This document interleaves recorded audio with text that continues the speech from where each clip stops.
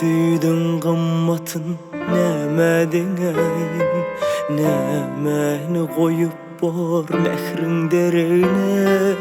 Dağları deňesem oğranar gider, ağır günler midemedik yüreğine.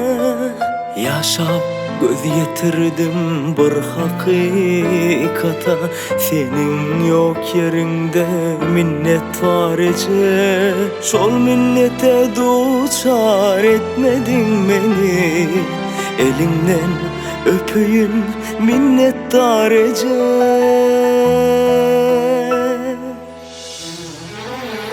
Ece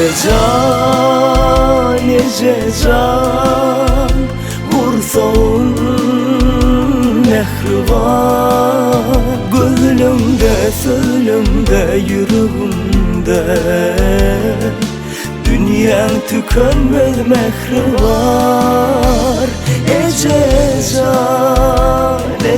can, vursağın mehriban, gözlümde, sözlümde, yüreğimde.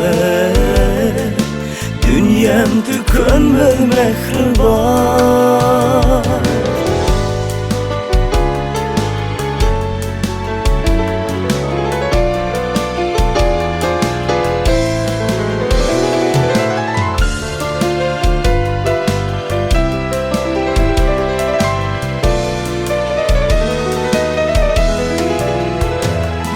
Hudinen hen alıp ulollum kebe, senin kızgın sevgin bilen hinlendim. Meğer ene mehri singeni üçün, il içinde sıylananım dinlendim. Ne kadanan olsam senin bilenler, sana bağlı beyikligim, pesligim.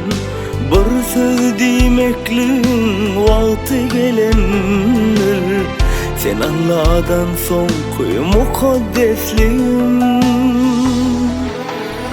Ece can, vursağın mehriban, gözlümde, sözlümde, yüreğimde.